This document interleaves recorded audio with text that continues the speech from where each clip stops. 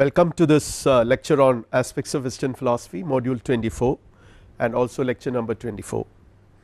This lecture is going to be on the philosophy of one of the very important thinkers of Western philosophy, Hegel, and we would focus on the following topics in this lecture. We will first of all see the concept of Geist or spirit, mind. It is translated in various ways. Then we will concentrate on this method of dialectics, or rather we will conclude this lecture with that. In between we will discuss the concepts of being, non-being and becoming. They are all interconnected notions in Hegelian philosophy. Well, when we talk about the importance of a philosopher in the history of philosophy, normally we consider two criteria. Number one, the contributions he or she had made to the history of philosophy, and number two, the contemporary relevance of these thinkers. So, in that sense we can see that many of these traditional or even ancient philosophers like Plato and Aristotle are still very important, because even today their thoughts inspire us, inspire philosophers. But when you try to understand, when you try to evaluate Hegel in the light of these criteria, I would rather say that both of them, I mean if you consider both the aspects, like the contributions to the history of philosophy, history of thought and history of human intellectual history, we can put it in that way, the entire human intellectual history owe a lot to Hegelian philosophy. Hegel has inspired thinkers from all aspects, all intellectual disciplines. And of course, the contemporary relevance of Hegel. There are many philosophers in the contemporary world. Go back to Hegel's thought, notable philosopher is Charles Taylor and many others. And as far as Indian philosophical tradition is concerned, there is a tendency among some Indian philosophers to compare the Hegelian system of absolute idealism with Vedanta. So, in that sense Hegel is a very important thinker for us, and we will start with concept of Geist or absolute or spirit. But before that, let us see some basic details about Hegel. He was born on August 27th, 1770, and his association with Friedrich Hölderlin, a very important poet, German poet, and Schelling led him to read and spend more time on the critical philosophy of Immanuel Kant. So, this association with these two great thinkers played a very important role in Hegel's philosophy and in Hegel's intellectual development. Then he published his first major philosophical work, the Phenomenology of Spirit, in 1807. There are many other works he published during his lifetime. I am not going to mention about all of them, but the attempt is to understand how a philosopher, such a great thinker like Hegel, has actually started his philosophical career, and probably in the next lecture we will concentrate on this whole idea of phenomenology of spirit. When we talk about the philosophical sources of Hegel, the French rationalism of course is played a very important role, and then comes the British empirism. Like all thinkers of modern enlightenment philosophy or post enlightenment thought, Hegel was also influenced by the two great traditions of rationalism and empiricism, and also Kant's transcendental philosophy. Kant being a German, it was quite natural that Kant would have influenced Hegelian philosophy, Hegel's intellectual growth in a significant manner. But another very interesting influence on Hegelian philosophy is Romanticism, which is a little contentious, but at the same time we can see that Hegel's attempt to totalize everything or to develop a philosophy, a totalizing theoretical framework, owes a lot to romantic approach or Romanticism. And another important contribution probably or influence of Romanticism is visible in Hegel's attempt to spiritualize philosophy, which is little against the kind of prevailing systems or prevailing approaches to philosophy in the Enlightenment age, because Enlightenment always try to see nature as material, but we can see that Hegel was trying to spiritualize it.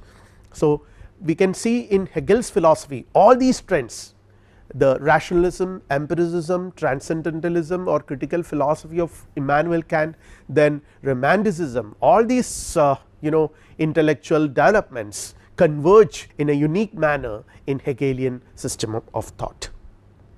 Now, when we talk about Hegel's task as a philosopher, he was trying to formulate a philosophical theory that will reach to infinity. This is again a very interesting aspect, because when you talk about infinity, particularly in the backdrop of Enlightenment philosophy, the critical philosophy of Immanuel Kant, we have already examined in detail that when Kant discussed the Critique of Pure Reason, he drew a very clear line. He said that it is impossible to think this side of the line. You can be here, but never try to stretch it and try to apply the categories of human thinking or rational categories to your understanding of God or infinite reality or anything. So, in that sense, Enlightenment philosophy drew a very clear line between finite and infinity, something which is finite, something which human beings with their finite minds can understand, and there is an infinite reality which we can never probably comprehend. So, this line is something which Hegel was trying to cross. Then again formulated totalizing philosophy that comprehends all reality. When you talk about all reality, I mean it includes all aspects of reality, all phases of reality, not just one. For instance, for enlightenment, reality is constitutive of the material domain, rather ultimate real is something which is unknowable according to Kantian philosophy, and the phenomenal reality is something which is confined to the domains of percepts and concepts. So, it basically talks about scientific understanding, but for Hegel history is equally important like physics. So, in one sense we can say that Hegel is historicizing philosophy, or rather he is a historian of philosophy. He is definitely not the first historian of philosophy or first philosopher of history, but Hegel's contributions in this domain, this area is phenomenal. So, in that sense we have to understand this particular standpoint, that trying to develop, formulate a totalizing philosophy that comprehends all reality, the historical, psychological, creative, philosophical, scientific, physical, all aspects of reality into one system. A philosophy that accounts for all human experience, the totalizing philosophy that incorporates all knowledge and wisdom present in science, history, religion, politics, art and literature are all synthesized in the unique manner in Hegelian system. So, in that sense there are some philosophers, some historians of philosophy would say that Hegel was the most perfect philosopher, because everything converges into Hegelian system, and the influence of romanticism is quite visible as far as this aspect is concerned. We will have a brief look at what romanticism is to understand, to appreciate Hegelian philosophy in a more comprehensive manner. It is a new movement in the realms of literature, philosophy and arts. There are romantic poets, romantic artists who adopted a kind of very unique and very different approach to nature, the relationship between man and nature, the importance they have given to experiencing nature, the importance they have given to emotions. Say for example, people like Wordsworth, the importance given to emotions, passions, the passionate and experiential way in which you relate yourself with nature, all these things were emphasized by the romantic thinkers and artists. They advocated by artists and intellectuals who rejected the Enlightenment philosophy dominated by reason, logic and mathematics. As we have already seen, Enlightenment philosophy was dominated by these aspects: reason, logic. For instance, we have seen it in Immanuel Kant, used literature to express the inner world of human feelings. So, that is what I meant, the world of feelings, emotions and passions were highlighted by these thinkers. They protest against the domination of science in culture, highlighted the inability of science in exhausting the complexities of human experience. Now, for instance, how do you experience a flower? the beauty of a flower. It is more than just having percepts and concepts, as Kant has mentioned about it. There is something more than that, you experience this as part of an environment or being part of that experience. All these things are emphasized by these romantic thinkers. It misses the totality of experiences and the feelings associated with it, and to understand the world, not science but experience as it is lived. So, there is a concept of lived experiences which is emphasized by them, and naturally their conception of reality is also drastically different from the Enlightenment conception, where reality is material. As I already mentioned, reality is spiritual, nature is spiritualized by the Romantist, which you can see a trend in Hegel also. And nature is not like Newton's mechanical world, but it is a living spirit, which we will find in the conception of Geist or spirit in Hegel.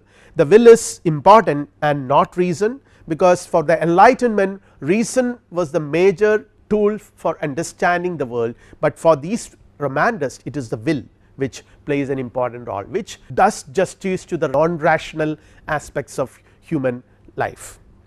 The idea of polarity, human thought and feeling are characterized by a polarity. There is a two-sidedness which again figures in Hegelian philosophy in the form of dialectics, in the form of contradictions. We will see it later. And again, in the pursuit of the infinite, never get confined to one mode of thought, which is again Hegelian. Hegel absorbs these insights, because for Hegel also the whole alone is true. Truth is the whole, not one particular concept is only a partial truth. It can never represent the whole of truth. The whole of truth cannot be represented by one concept of one mode of thinking. So, this is again Hegelian and never be static. With this understanding in the background, let us come to examine some of the important features of Hegelian philosophy. There is an observation by Bertrand Russell, says that Hegel's philosophy is very difficult. He is, I should say, the hardest to understand of all great philosophers. Probably that is true to some extent to a philosopher like Bertrand Russell, who subscribes to the analytic tradition of philosophy. He is more Kantian in that way, he is more mathematical in that way. For example, Russell, we would see later in the course of this lecture series, that would be appreciating more a mathematical, a scientific approach to philosophy, which Hegel is not subscribing to. Hegel's central thought is, as I already mentioned, only the whole is real, a totalizing approach. This is visible in the concept of the Geist or spirit being the central concept which unifies everything. So, Hegel was trying to formulate a concept which could successfully comprehend all aspects of reality and unifies everything that can be understood, and that concept is the concept of Geist or spirit. All partial facts are abstractions, they have to be brought into connection with the whole in order to gain validity. So, this is again a very important Hegelian notion, that taking things in isolation is to abstract them, isolate them from the whole the picture of reality. Reality is constituted of the whole. Reality is whole, the self subsistence of finite things is an illusion, nothing can exist in isolation, everything is necessarily connected with the rest. So, this is the essence of Hegelian philosophy in one sense, and here Russell says once again, Hegel seeks to demonstrate nothing exists independently of relationships. Against separatedness, influence of mysticism is visible in this context. This is according to Bertrand Russell. He interestingly says that here, as far as this aspect of Hegelian philosophy is concerned, he is influenced by his early mystic affiliations, because Hegel started his career with I mean, he joined a monastery, and from there he learned theology and philosophy. So, this early affiliation with mysticism would have prompted him to conceive things in this way. This is Russell's opinion. Now, let us come to Hegel's concept of reality. As I mentioned here, the stress is on the whole, the complex system comparable to an organism, against Spinoza, for whom substance is a simple, or reality is a simple substance. So, here On the one hand we can see that Hegel was also emphasizing, like Spinoza did. For Spinoza also there is only one substance, one reality, that is the substance, and for Hegel also there is a kind of, I mean, he too points to a notion of reality, a notion of absolute, spirit or mind, which is universal. But the difference is that here the reference is to a complex system which is comparable to an organism as far as Hegelian system is concerned. Separate things are not an illusion according to Hegel, each has a greater or lesser degree of reality, which is not the case with Spinoza and many others, those who are monist, but for Hegel the separate things, the individual things are not illusions. And again the reality of separate things consists in them being an aspect of the whole. So at the same time Hegel emphasizes on the importance of the whole. So the individual gains its meaning and its significance only in connection with its being a meaningful part of the whole. The whole is the absolute. So there are concepts, these are some of the concepts, very important concepts which Hegel introduces in his philosophy, the concept of absolute, absolute mind, spirit, Geist, and there are several terms which Hegel uses in this context. And again this reality for Hegel, again it is very interesting to note this difference, the difference between the conceptions of reality advocated by Hegel and how he has formulated it as opposed to the Enlightenment conception. In Enlightenment conception, for example, the Kantian view of reality, the phenomenal world is a world of cause and effect, though this is something which the mind attributes to the world, that is true, we are the lawgivers according to Kant, but at the same time it is governed by a cause effect relationship. The phenomenal world is governed by a cause effect relationship, which to some extent Hegel also accepts, but he makes a major deviation here. He says that it is governed by the principle of teleological causality. So here he is very close to Aristotle. Aristotle also has a conception of teleology, that everything has a purpose, a higher purpose to be realized, and there are two principles which are relevant in Aristotelian philosophy, potentiality and actuality. And in the process of change, according to Aristotle, every change is evolution. We have already seen it in one of our previous lectures. Since every change is an evolution, in the process of evolution what happens is that an object realizes, materializes its potentialities or actualizes the potentialities. So here again something like that, we can see that everything progresses towards what, the absolute according to Hegel. So governed by the principle of teleological causality and not just mechanical efficient causality. The meaning of each stage is realized in the whole, which is the rational.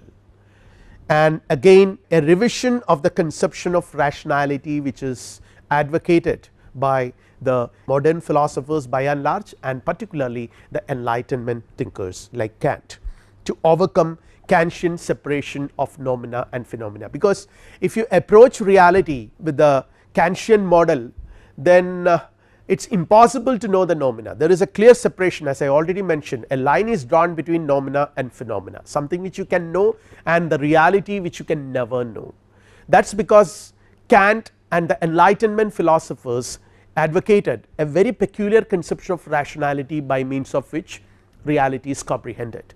This rationality has two aspects, I have already mentioned it in my previous lectures, the percepts and concepts. With the interaction of these two, reality, the phenomenal world is revealed, but something which lies beyond that, the nominal reality, can never be known.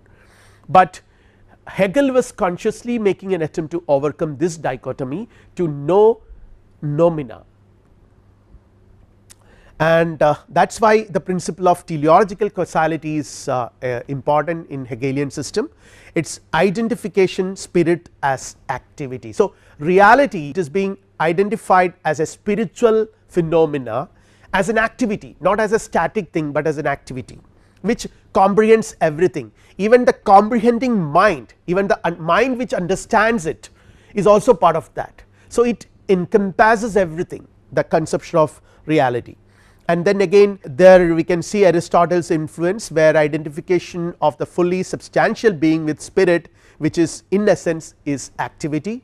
So here also we can see that reality or the absolute or the spirit, the absolute mind, is conceived as an activity, as a process which progressively takes us to the reason, to the infinity.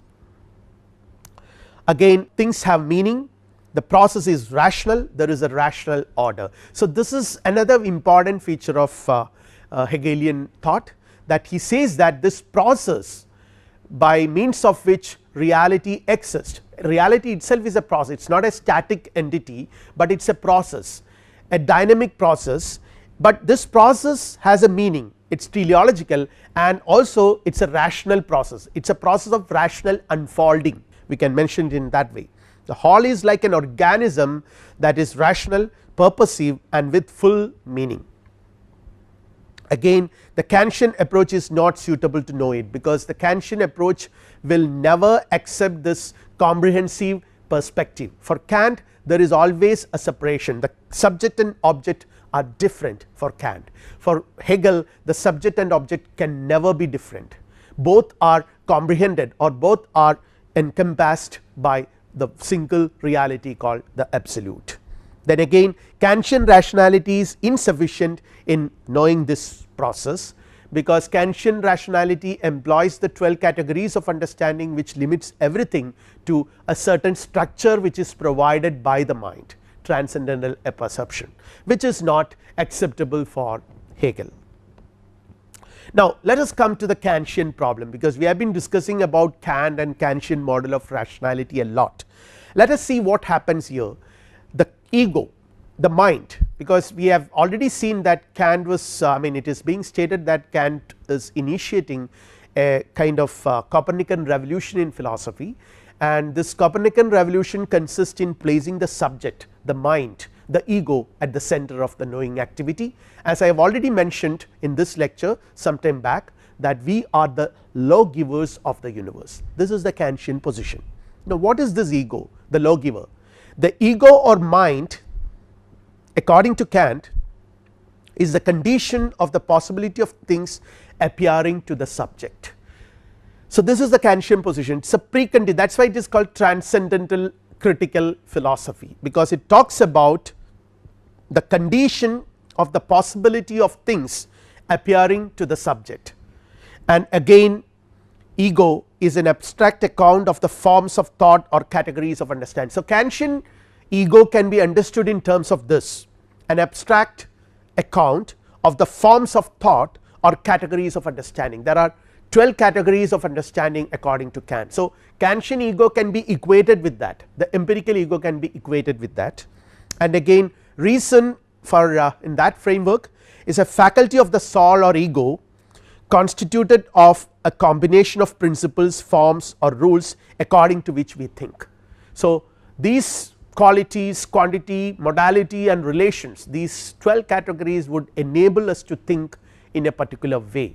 So the world as such can never be known, but we understand it by attributing certain principles and laws from our side to it, that is the Kantian peculiarity. And mind is separated from the world, as I mentioned, mind is the lawgiver of the world. So it is not only epistemologically different from the world, but is also ontologically different from the world.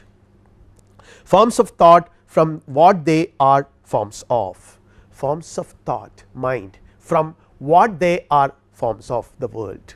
So Kantian philosophy introduces several such categories. There is the mind, the domain of the ego, the lawgiver, the forms of thought, then there is a world, the phenomenal world, what we know, and there is a nominal domain of reality which we will never know. So these are all various aspects of Kantian philosophical systems.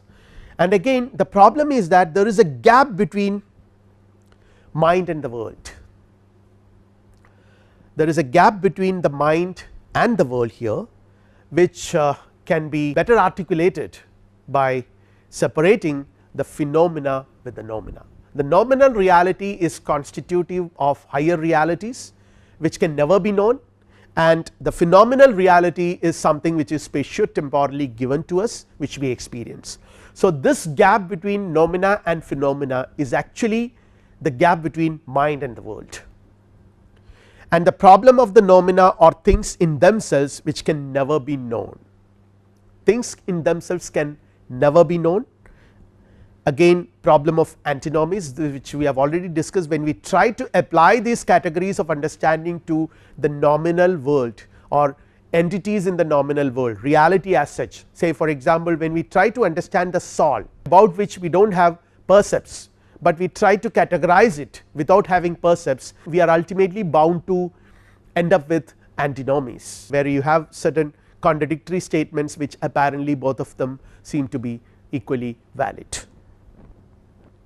And now Hegel's phenomenology of spirit attempts to give an alternate account of this relationship and show how that this gap can be overcome. So, this is what ultimately it tries to say, the phenomenology of the mind or phenomenology of spirit, which basically talks about the evolution of the human mind from through several stages to the ultimate stage where it reaches the absolute, or where it realizes in the absolute. So, this process we will examine in detail in the next lecture. So, it is here with this work Hegel tries to overcome the distinction between nominal and phenomenal realities. And when we talk about Kantian philosophy vis-a-vis Hegelian thought, Kant we had seen already that was influenced by the physical sciences, and thinking is confined to the scientific level. That is why he has this model of thinking which is constitutive of percepts and concepts. Then again, contradictions in thinking are inevitable at this level, because you are limited to the percepts and concepts, and when you are trying to apply this to a world which is apparently not limited or not confined to any of these constraints, then you are bound to end up in contradictions. Hegel on the other hand adopts the approach of a historian. This is what I mentioned earlier, that there is an approach of a historian, historical approach in philosophy, thinking as an activity of spirit or reason and not confined to the scientific level, and he rises above contradictions to their synthesis. So, that we will see in the later part of this lecture, the concept of synthesis, which is the culmination of dialectical process.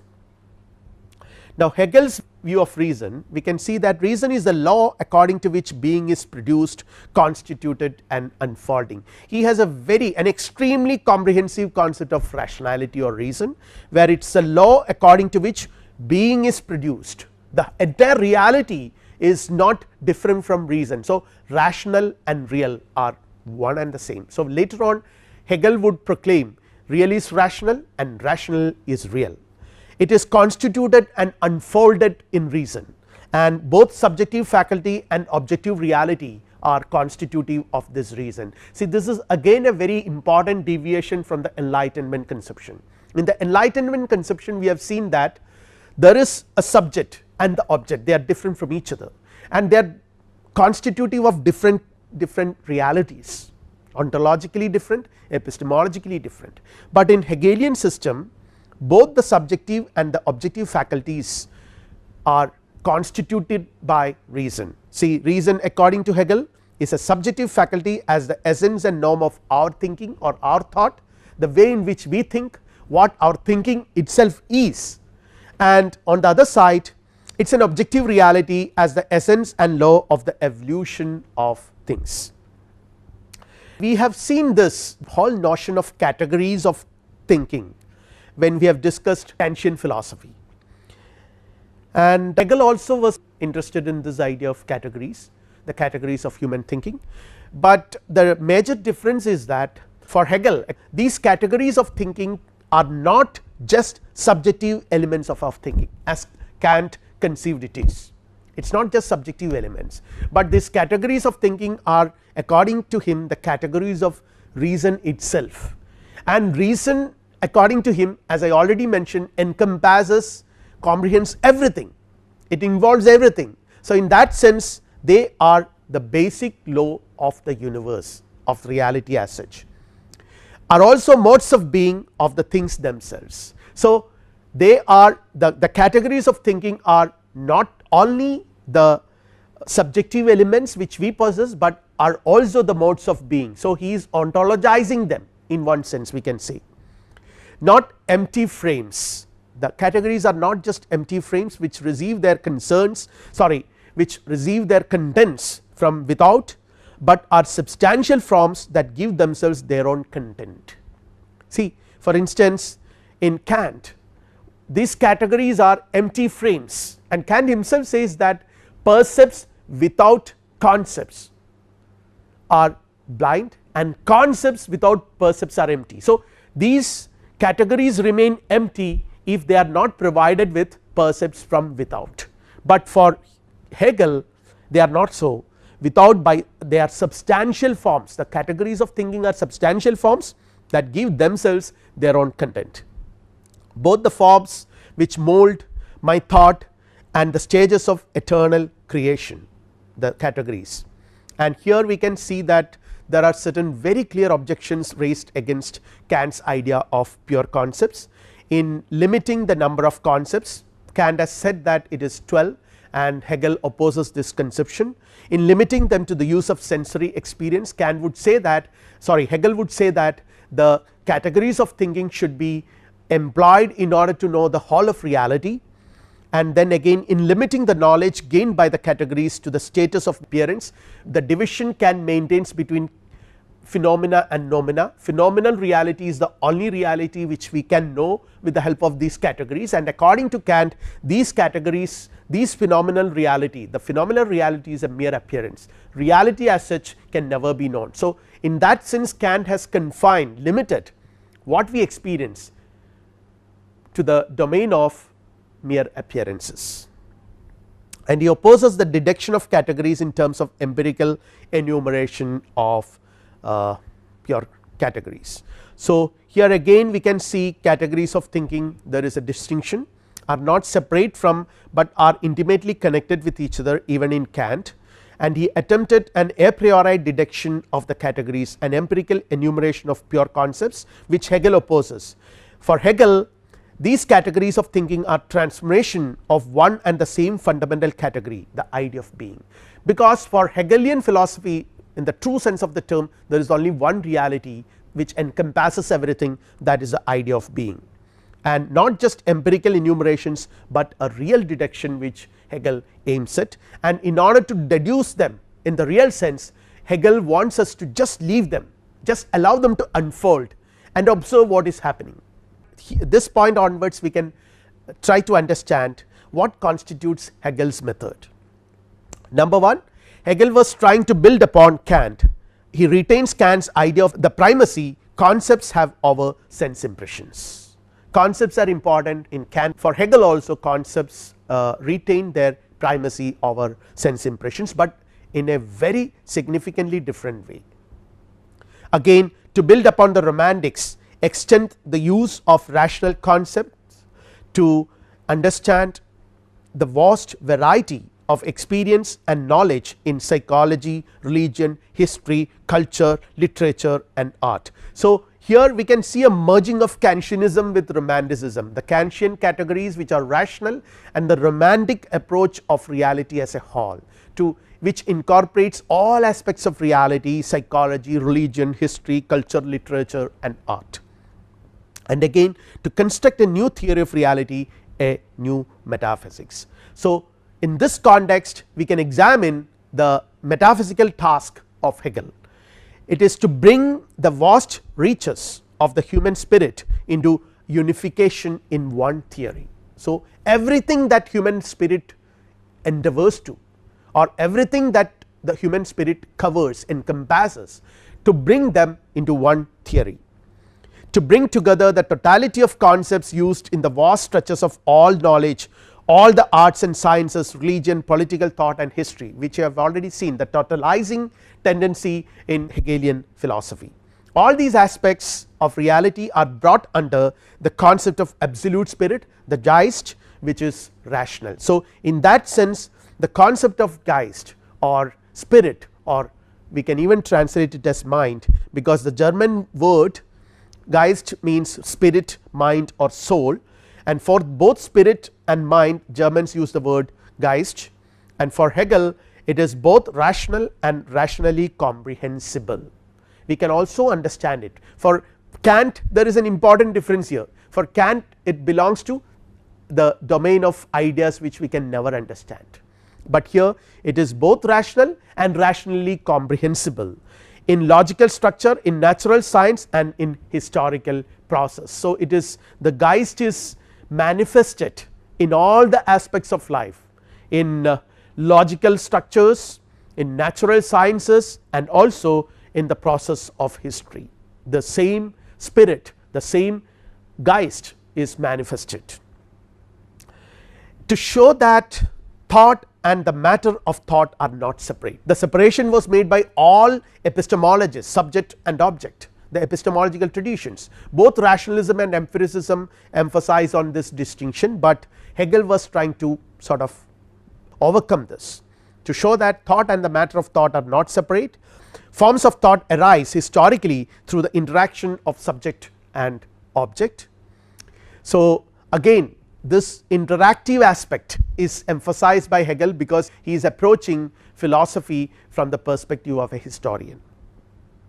Reality as a whole, including nature, humanity, history, is shaped by and is a manifestation of Geist, mind or spirit. So, everything, every reality, every aspect of reality, every sphere of reality is nothing but a manifestation of Geist or spirit.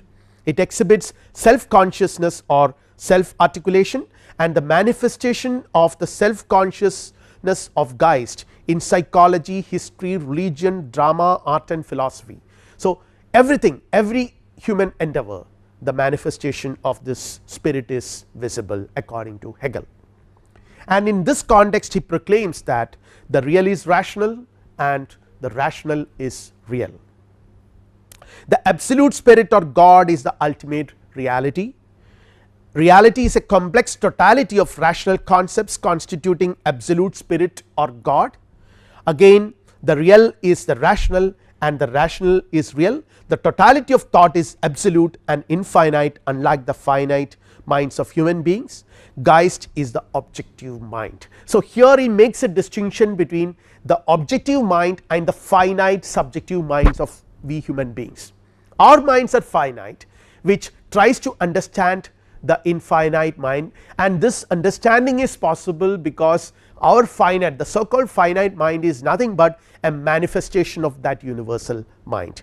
We are now going to discuss that aspect in the next lecture when we discuss the phenomenology of spirit.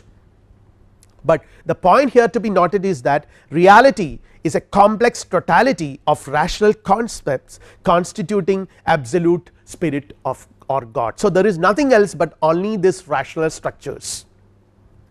And here there is a very interesting quote from Alfred Weber's book. He says, I quote, according to Hegel, the common source of the ego and of nature does not transcend reality. So, in one sense he advocates a kind of immanence which is Aristotelian. It is immanent in it. Mind and nature are not aspects of the absolute or a kind of screen behind which an indifferent and lifeless God lies concealed, but its successive modes. The absolute is not immovable, but active. It is not the principle of nature and of mind, but is itself successively nature and mind. The succession, this process, this perpetual generation of things is the absolute itself. So, everything is included under the notion of absolute. So, let us discuss Hegel's absolute idealism in this context. Reality according to Hegel is rational, conceptual totality and an integrated and total structure of conceptual truths.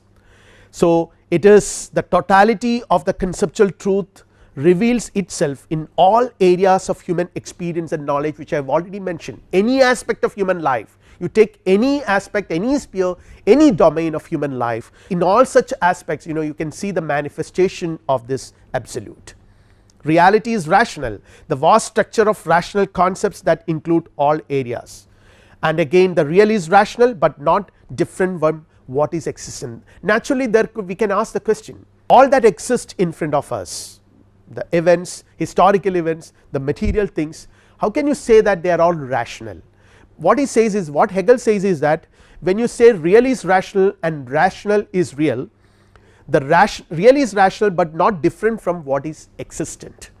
He only says that the rational is the existent object more deeply understood. The rational structures need to be understood, for that you have to really go to the depth. So a deeper understanding of reality reveals the rational structures of it. Again, the deeper understanding of the vast realms of physical and organic nature and of society, of history, of psychology, of everything reveals the rational structures. Rational concepts are not independent or transcendental apart from the concrete world, like Plato for example. For Plato the rational ideas are independent of it, but for him it is not so. So here you can see an aspect of Aristotelianism. Rational concepts constitute their rational core of the world of things. Reality is knowable, its rational structures are knowable. Since human reason and reality share the same rational structure, our finite mind can know the infinite reality. This is against the Kantian idea, the Kantian separation between noumena and phenomena. The absolute mind incorporates all differences. So in that sense the absolute mind is a unity in diversity, because it includes everything, even contradictions are part of it.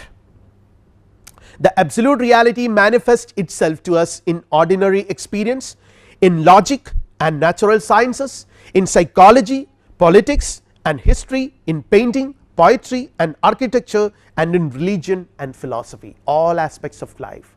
Everywhere what is revealed, what is manifested is the absolute reality, the one and the same absolute reality and its rational structures. Its rational structures are revealed to us because we also possess that rational structure, our mind has that ability to think. This actually takes us to the problem of dialectical method.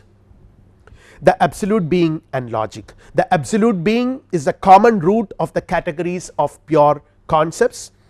It is the emptiest and at the same time the most comprehensive reality. It is emptiest because it is not anything, for example quote unquote, it is not quote unquote something or quote unquote some specific entity which can be determined, which can be limited. So in that sense it is empty, but at the same time it is most comprehensive reality because it is everything. Something which is everything cannot be something. That is actually a contradiction which later on Hegel resolves with the concept of synthesis. The most abstract and the most real, the most elementary and the most exalted notion, all our concepts express modes of being and are transformation of the idea of being. So everything, all our concepts, all that exists outside, everything is a mode of a manifestation of this absolute reality. Now what is the nature of being? How does being, which is everything, becomes anything else? This is the problem which I just mentioned. Something which is everything, the Geist, the spirit, includes everything, it involves everything, it encompasses everything. Something which is everything cannot be something. How can it be something then? In virtue of what principle or inner force is it modified into something, so that we can determine what it is? How does being, which is complete and static, initiate movements so that it can become something? See, in order to become something there should be a movement, and movement presupposes what? A space to move, but the concept of being includes everything and there is no space left, even that is also part of it. So how can you conceive of a movement which would make the absolute something? Being is the most universal notion and hence the poorest and the emptiest. Since it is the most universal, it cannot be anything specific, it cannot be anything determinate, it becomes totally indeterminate because it is everything. something which is everything cannot be something. To be something it needs to be determined as a thing, but being is by definition indeterminate. If you define it or determine it as one thing, then it is not everything, but being without any determination is non being. So, that is the paradox here. On the one hand, since being is the most universal and the most complete, it is also for the same reason it is the poorest and the emptiest. In order to become something, it has to limit itself, which means that it has to cease to be being. Since it is being, it cannot be something, but being without any determination is what? Non being. Being pure and simple is equivalent to non being. It is both being and not being, both itself and its opposite, which is under normal circumstances philosophers consider this as a paradox, this as a contradiction which cannot be entertained, because philosophers or logicians are against such contradictions. But Hegel says that wait, hold on, this is not the time to say that contradictions are to be opposed, because contradictions constitute the very core of reality according to Hegel. So, here he introduces the concept of becoming. It is both an immovable and barren thing, and for that reason nothing or not being. Because it is both, it becomes something, and the contradiction contained in being is resolved in the notion of becoming or development. So, there is being and non being, and this contradiction between being and non being, because this being is at the same time being and non being, a contradiction, and this contradiction involves a tension. This tension initiates a movement, and as a result the contradiction contained in being is resolved in the notion of becoming or development. Becoming is both being and non being, both are contained and reconciled in notion of becoming. So, as a result what happens? Something else evolves, it becomes something, and when it becomes something, again the problem is that a new contradiction results, which is resolved by a new synthesis, and so on until we reach the absolute idea. So, here we can see notion of dialectics. So, Hegel was interestingly proposing that we should reach the absolute through contradictions. Contradictions are not something which we should be afraid of or we should completely refrain ourselves from, but contradictions are the very core of reality, contradictions are the very core of human thinking. Once you approach human thinking, once you approach rationality, human rationality, and once you approach reality historically, this thing would be very clear. Each contradiction is reconciled in a unity, a synthesis. This is what Hegel says, and this is contradicted further and then synthesized in another unity. Contradictions and unities go on disappearing and reappearing in the process of development until resolved in the final unity of the absolute idea. So, it is something like you have a contradiction between two opposing ideas, and as a result there is a third idea which is the result of a synthesis of these two opposing ideas, and this synthesis itself forms an idea, it asserts something and automatically generates its contradiction. So, the thesis then becomes, or the thesis automatically generates its antithesis. So, you have thesis and antithesis which would generate a synthesis, and once the synthesis is generated, the synthesis itself becomes a thesis, asserts itself as a position which generates its own antithesis owing to its limitations and finite nature. Anything finite is incomplete. So, any finite thesis is bound to generate its opposition or its antithesis, and then which would ultimately result in a creative conflict of these two, a contradiction which will generate a synthesis which would again become a thesis, synthesis, antithesis, synthesis. So, it goes on and finally reaches the infinity or absolute idea. Now, contradictions exist not only in thought, but also in the things themselves. This is what Hegel says. It is not just confined to human thinking or thought, but objects, the world itself, the reality itself is composed of, or it is constitutive of such contradictions. Antinomies pointed out by Kant are natural, they lie in reason and in reality. Contradictions lie in the nature of reason, and since reality itself is reason or rational, reality is also bound to be constitutive of contradictions. Contradiction found in the idea of being is resolved in the notion of becoming. So, you have concepts of being, non-being and becoming, thesis, antithesis and synthesis.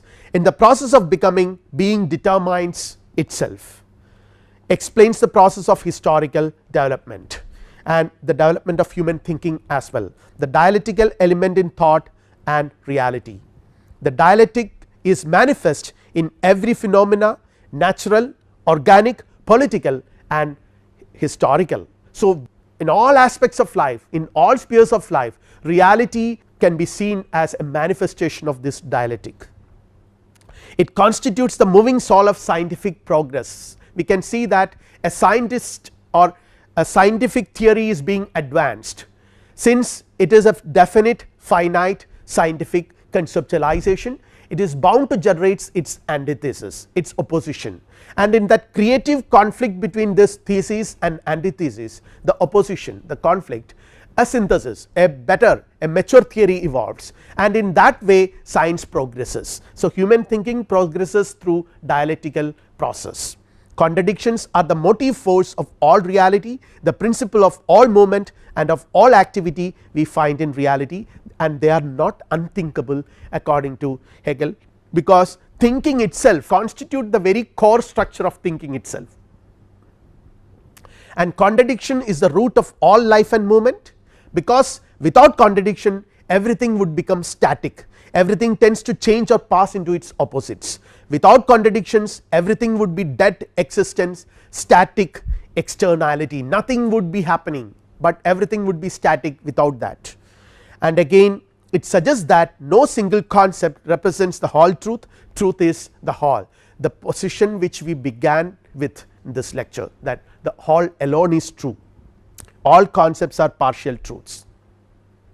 And when we talk about contradictions and their overcoming, truth like rational reality is a living process constituted by the entire system of concepts.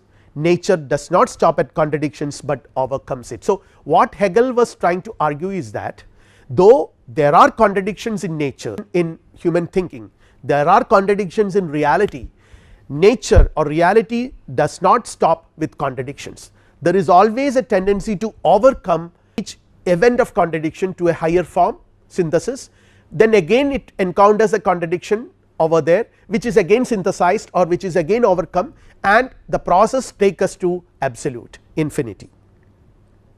The process encounters contradictions and overcome them and resolve all of them in the absolute. Reason can capture this moving reality with the application of the method of dialectic. So, the dialectical method, which is a method suggested by Hegel to understand this process. Dialectical method basically suggests that reason is not a static faculty of the human mind, it is a product of our social heritage, the historical development of our social group. So, this is where the historian in Hegel is relevant in understanding his philosophical concept. So, he says that reason is the product of our social heritage, the historical development of our social group, and reason encounters contradictions and proceed by synthesizing them in that process. And dialectical thinking is a process that seeks to do justice to moving, living, organic existence. So, this is something which Hegel talks about reality, it is not a static entity, it is a living, dynamic, moving reality. What is dialectic? Dialectic is a very old philosophical concept which is present in ancient Greek tradition. The pre-Socratic thinkers themselves have discussed about it, or the element of dialectic is visible in their thinking as well. Say for example, when ancient Greek thought talked about the theory of 4 elements, earth, water, fire and air, where reality is composed of earth and air which are sort of contradictories, fire and water which are also in opposition, but these apparently contradicting or opposing elements, when they come together they constitute a reality. So, this conception of dialectic is present even in the thinking of the ancient Greek philosophers, and the history of dialectic Socrates plays a very important role, and also Plato, because Socrates uses dialectic, he employs it, the use of argument, in order to make the opponent contradict himself. We have already examined this in the process of Socratic dialogues.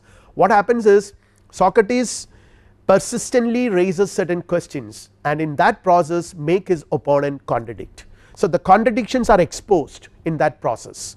So, you make your own, or rather the concepts which you hold as true, to contradict themselves, and then realize that there is some problem in it, in the whole process of thinking.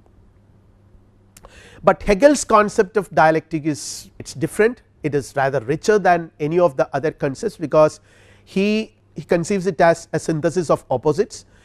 Every concept we have has limitations, and hence will pass over into its opposite, a negation of itself. So, in one sense the contradictions according to Hegel, we have already seen, is the very principle, the very core of reality. So, in that sense the scope of contradictions, of the scope of dialectic, is rather infinite in Hegel's philosophy. But when it comes to reason, he understands it in this way: every concept or every proposition which we assert has its limitations, and hence will pass over into its opposite, a negation of itself. It is a process which consists of 3 stages or moments: thesis, antithesis and synthesis, which I have already explained. The 3 moments of dialectic is the dialectical process move from a first stage by proposing a thesis. Say for example, the entire universe revolved around earth, which is a geocentric view of Ptolemy. So, here a thesis is proposed, advocated, but since any and every position, every concept or every thinking concept is bound to be partial and incomplete, the thesis which is advocated, that the entire universe revolves around earth, Ptolemy, is bound to generate its own antithesis, which says that this is not true. It is not true that the entire universe revolves around earth, owing to the finite nature and finite feature of any single proposition or any single concept. Now, there is a thesis and an antithesis. So, the dialectical process moves from a first stage by proposing a thesis. This moves to a second stage which negates, opposes or contradicts the first, and thus initiates an antithesis. It is not the case. And now we have in the history of astronomy Copernicus, who proposes a heliocentric view, which is a much advanced view, a mature view than the geocentric view of Ptolemy. This opposition is overcome by a third stage in which the opposing stages are synthesized, the opposing stages of Ptolemy's view and not Ptolemy. Ptolemy and not Ptolemy is synthesized in Copernicus. So, in one sense we can say that Copernican view, the synthesis, presupposes both thesis and antithesis. Antithesis presupposes the thesis. So, all these things are interconnected in that way. So, if you concentrate or if you focus on only one of them, you seem to think that this is a contradiction, this needs to be avoided, but Hegel would say that this is possible because of that. So, there is an interconnectedness between these things. In synthesis, a new concept emerges as a higher truth which transcends the theses and the antithesis. So, the 3 functions of the synthesis: number 1, to cancel the conflict between thesis and antithesis, because between Ptolemy and not Ptolemy, the conflict between these two needs to be cancelled by Copernican view, which is much superior. To preserve or retain the element of truth within the thesis and antithesis, and then the third one is to transcend the opposition by sublimating the conflict into a higher truth. So, the higher truth is the Copernican truth, which asserts a heliocentric view. And let us conclude here our discussion on this. If you examine this process, we can see that this process of dialectic, of encountering contradictions and overcoming them, of having thesis, antithesis and synthesis involves the process of negation, preservation and elevation. So, what happens, a thesis that is initiated is negated. Example, Ptolemy's geocentric view is negated, it is not Ptolemy, we can put it in this way symbolically, Ptolemy and not Ptolemy.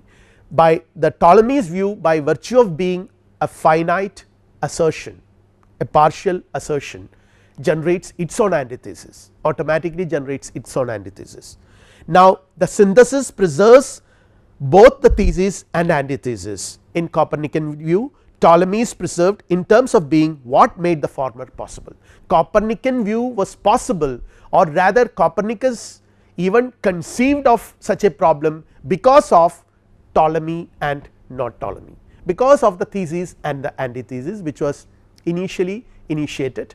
The synthesis was made possible because of the thesis and antithesis. So, in that sense it is not only negated, but also preserved. And then there is another stage, that synthesis also elevates as the new account is superior to both the thesis and the antithesis. So, in that sense the dialectical process involves these three stages: negation, preservation and elevation. We will discuss these aspects and some of the other details relating to these aspects and some of the other important dimensions of this dialectical method in the next lecture, where we will also be examining the concept of spirit, the phenomenology of spirit in a different way. So, we will wind up this lecture here. Thank you.